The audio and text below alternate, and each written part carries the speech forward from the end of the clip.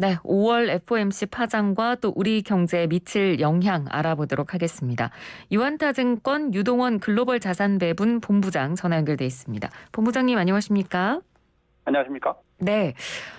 미국 연준이 이른바 빅스텝, 그러니까 0.50%포인트 인상을 단행을 했습니다. 일단 미 연준의 움직임 어떻게 보셨습니까? 네, 예상했던 대로의 움직임이라고 판단을 하고 있고요. 지금 현재 시점에서의 이 40년 만에 최악의 인플레이션이죠. 8.5%의 상승률을 지금 보이고 있는 물가입니다. 이 부분에 있어서 금리를 올리는 게 너무 늦었다라는 의견이 많고요. 이에 따라서 빅스텝을 시행했고요. 0.5%의 금리를 올린 것은 지난 1994년도에 빠른 긴축을 하면서 약 한 1년 3개월 만에 3% 정도를 올렸던 시기와 비슷한 모습의 속도라고 보시면 될 것 같습니다. 네. 그때보다도 현재 시점은 인플레이션이 훨씬 더 높기 때문에 많은 분들이 그때보다 더 빠르게 금리를 올릴 게 아닌가라는 걱정을 하고는 있습니다만 그래도 어쨌든 지금 파월 의장의 얘기를 들어보면 0.5% 수준의 빅스텝 정도만의 어떤 금리 인상이다라고 보시면 될 것 같습니다. 예. 그래서 예상했던 대로 이 뉴욕 증시가 하루 만에 상승했다가 급락했는데요. 지금 증시 상황은 어떻습니까? 네, 지금 이제 헷갈리는 부분이 뭐냐면 이 0.5% 정도의 인상이 이번에 일어나고 또 6월 15일에도 일어나고 또 7월 27일에도 일어나고 나서 세 번의 이 빅스텝이죠. 0.5% 올리고 나면 그 다음부터는 0.25로 떨어진다면 이 부분이 생긴다면 당연히 증시는 상승을 할 수 있겠으나 아직까지도 지금 금리 올리는 속도에 대해서 인플레이션이 워낙 높다 보니까 미 연준이 도대체 어느 정도의 금리를 가지고 올리고 있는지에 대한 정확한 정답이 없다 보니 결국 0.75%의 금리를 올리는 것도 나타나지 않을까라는 걱정이 있으면서 지금 현재 시점에서의 이 변동성이 일어나고 있습니다. 이렇게 이제 연준이 금리를 빠르게 올리고 있지만 그래도 경기 침체가 일어나지 않는다면 증시의 어떤 변동성이 어느 정도 시간이 지나면 다시 안정을 찾을 수 있겠지만 현 시점에서는 아직까지는 정답이 없어서 변동성 장세가 계속 유지될 것 같다라는 판단이 듭니다. 네. 그런데 그 파월 의장 같은 경우는 이 빅스텝 단행 후 발언에서 0.75%포인트는 적극적으로 고려하고 있지 않다. 이런 식으로 약간 선을 긋지 않았나요?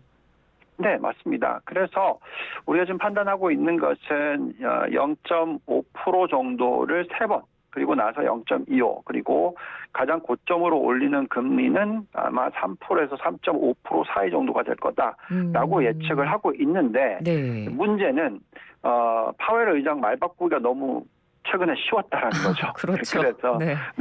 11월 달까지만 하더라도 금리를 올리지 않는다. 그다음에 인플레이션은 템퍼러리, 그러니까 일시적인 인플레이션이다. 이런 얘기를 계속 해왔잖아요.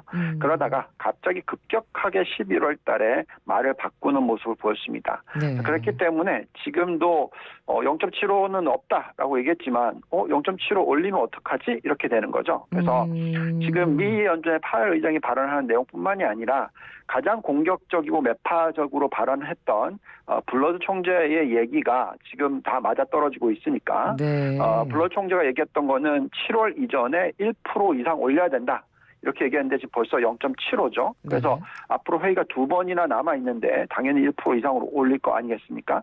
그러다 보니까 연말까지 3.5% 올려야 된다. 이렇게 지금 블러드 총재는 얘기하고 있거든요. 그렇기 때문에 지금 파웰 의장이 얘기하는 0.75가 아니면 어떡하나 하는 이런 걱정을 시장에서 하고 있다라고 판단이 듭니다. 예, 그렇군요.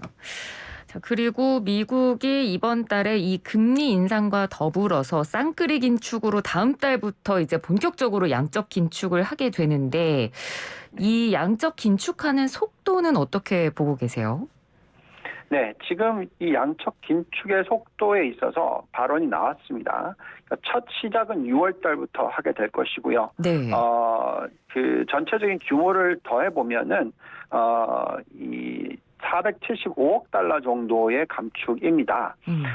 그렇지만 이것을 9월 달까지는 더 늘려서 최대 950억 달러로 확대할 예정이다라고 얘기를 하고 있고요. 네. 이 속도는 과거에 이 코로나19가 터지기 전에 4조 달러 되는 금액이 거의 9조 달러 근처까지 올라갔거든요. 단 2년 만에 거의 5조 달러를 늘렸었습니다. 네. 근데 이 현재의 속도로 계산을 하면 앞으로 3년 동안의 GDP 대비해서 규모를 20%이던 것이 35%까지 갔던 걸 다시 20%로 복귀시키겠다라는 거고요. GDP가 늘어나는 분이 있기 때문에 결국 연간 단위로 한 1조 달러씩 3년 동안 줄이면 전체의 규모로서는 늘린 규모가 5조 달러였고 이것을 2년 만에 늘렸지만 줄이는 것은 3조 달러를 3년 동안 줄이는 것이니까 네. 훨씬 속도는 더딥니다. 근데 한 가지 문제점은 과거에 2017년 18년에도 양적 축소를 감행을 하려고 했었고요. 네. 그런데 그때는 양적 축소를 하니까 시장의 흔들림이 워낙 심했었기 때문에 그런 부분을 감안을 했었을 때 정말로 이런 식으로 475억 달러에서 950억 달러로 3개월 만에 늘릴 수 있을까 하는 의구심은 있고요. 당연히 미 연준의 입장에서는 시장을 테스트를 해볼 겁니다. 금리를 올리는 속도도 지금 0.5% 올렸는데 이에 따라서 시장이 많이 흔들리게 되면 네. 또 속도를 더디게 만들 수가 있을 것이고요. 예. 마찬가지로 이 양적 긴축도 475억 달러만 했을 때 시장이 또 흔들린다면 그렇게 빨리 늘리지는 못할 것이고요. 그래도 우리가 판단하기에는 지금 펀더멘탈적인 차원에 있어서 미국 경제가 상당히 튼튼하다고 판단하고 있습니다. 네. 그래서 이런 상황에서는 이 정도의 긴축은 감당 가능하지 않을까. 이에 따라서 미 연준이 지금 얘기하고 있는 연착륙 가능성에 대해서 계속 얘기를 하고 있는데 어쨌든 이 부분에 있어서 속도는 적절하지 않나라고 판단을 하고 있습니다. 네. 방금 본부장님이 말씀해 주신 그 대답 가운데 제가 추가로 좀 더 질문을 드리고 싶은 부분이 이제 미국 경제가 어찌됐건 튼튼하다고 지금 어느 정도 판단이 된다고 말씀을 해 주셨는데 파월 의장도 같은 의견인 것 같아요. 그러니까 보통 이 통화 정책 정상화가 속도감 있게 이어지다 보면 경기 침체로 이어지지 않을까 하는 우려가 꼭 나오기 마련인데 파월 의장이 그렇게 얘기했거든요. 미국 경제는 그래도 좀 탄탄하다, 기반이 좋다라고 얘기를 했거든요. 그 구체적인 이유가 어디 있을까요? 네, 지금 말씀하신 대로 1994년 이후에는 우리가 인플레이션이라는 걸 보지를 못했어요. 계속해서 저인플레이션 시대가 2000년부터 시작해서 지금까지 20년 이상 일어났습니다. 그래서 빠른 긴축을 할 필요가 없었고 만약 하게 되면은 경기가 휘청하는 모습을 보여줬었기 때문에 결국은 굉장히 더딘 금리 인상을 했습니다. 네. 근데 이제 이번에는 왜 파웰 의장과 미 연준이 틀리냐라고 했었을 때 없었던 인플레이션이 돌아왔죠. 그래서 그 인플레이션이 돌아오면서 기본적인 가격 상승이 일어났기 때문에 기업들이 마진이 높아지고 있었던 부분이 있었고요. 여기에 임금 상승률이 굉장히 높게 나오고 있으면서 이번 코로나19 이후에 간단하게 얘기하면 정부가 돈을 개인들한테 줬죠, 그냥. 뿌렸다고 보시면 되겠습니다. 그래서 네.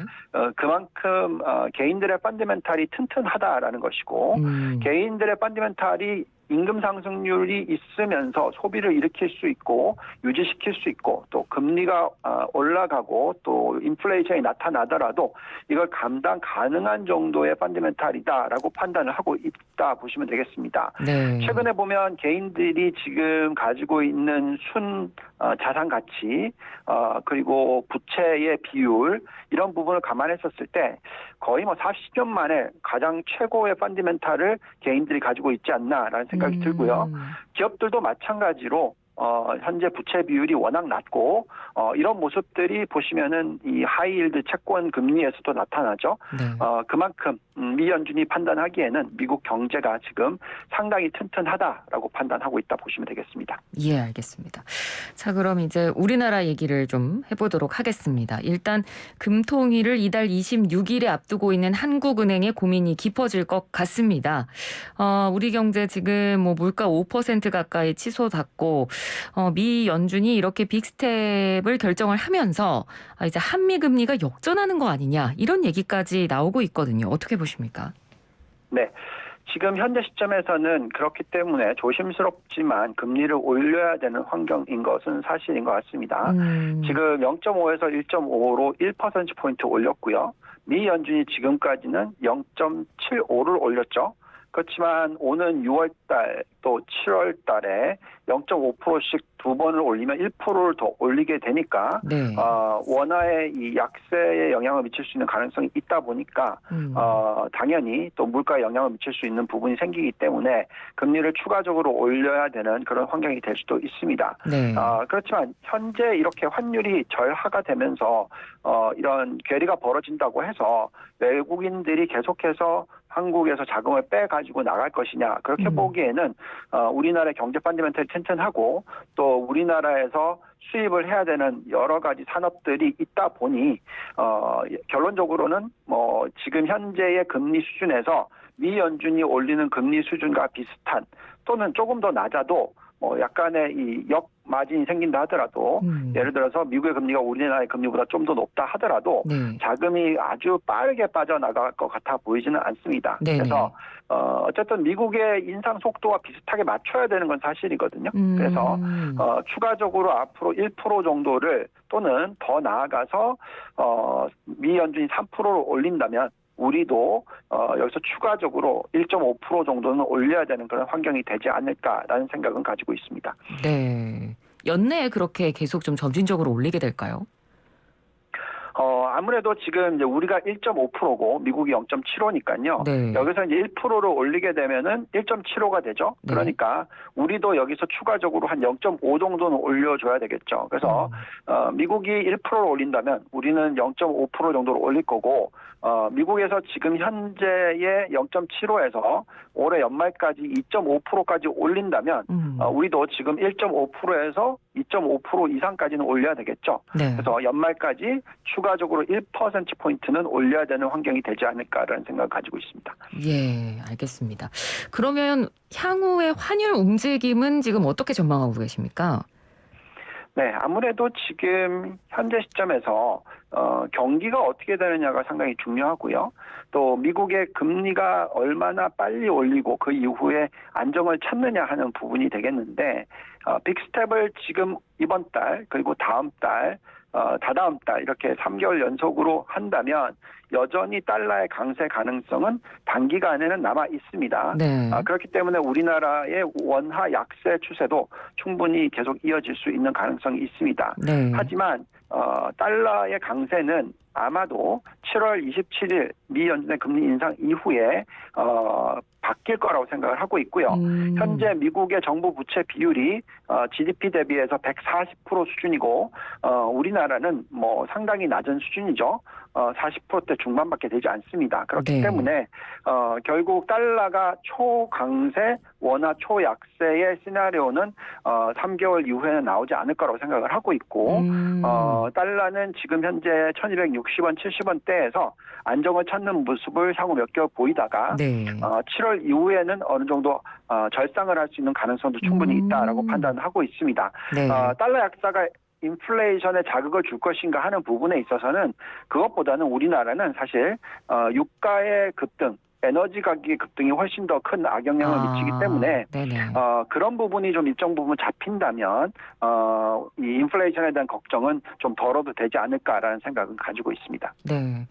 지금 지적해 주신 그런 부분이 좀 잡혀야 될 텐데 사실 생각보다 전쟁도 계속 길어지고 있고 이에 따라서 공급망 축소에 뭐 유가도 급등하고 지금 상황이 계속 여의치가 않아서요. 앞으로 뭐 이게 뭐 금방 끝날 것 같은 문제는 아니고 이런 상황이라면 우리 경제는 앞으로 좀 어떻게 현명하게 대처하면 좋을지 끝으로 한 말씀 해주신다면요. 네, 말씀하신 대로 지금 러시아 우크라이나 사태 또한 중국의 이 봉쇄 정책 그리고 미 연준의 긴축 속도 세 가지 모두가 예측보다도 훨씬 강하고 길게 이어지고 있습니다. 이에 따라서 시장 변동성이 있는 것은 사실이고요. 그렇지만 그 단기적인 것을 바라보는 것이 아니라 중장기적으로 놓고 봤었을 때 우리나라가 글로벌 경제에 있어서 경쟁력을 갖추고 있고 이에 따라서 경제 성장률을 이끌어줄 수 있는 산업에 대한 적절한 투자와 개발이 필요하다고 말씀을 드리겠고요. 다행스러운 것은 우리나라 기업들이 이 부분을 상당히 잘 하고 있다라고 판단하고 있습니다. 있습니다. 네. 반도체를 비롯해서 여러 가지 4차 산업혁명 관련된 부분에 있어서 적극적인 투자가 일어나고 있고 경쟁력을 만들고 있기 때문에 좀 더 노력하고 좀 더 적극적으로 하다 보면 현재의 지금 미 연준이라든지 이런 해외적인 문제점이 그래도 어느 정도 방어가 되지 않을까라는 생각을 해봅니다. 예, 알겠습니다. 말씀 잘 들었습니다. 고맙습니다. 감사합니다. 네, 지금까지 유한타증권 유동원 글로벌 자산배분 본부장이었습니다.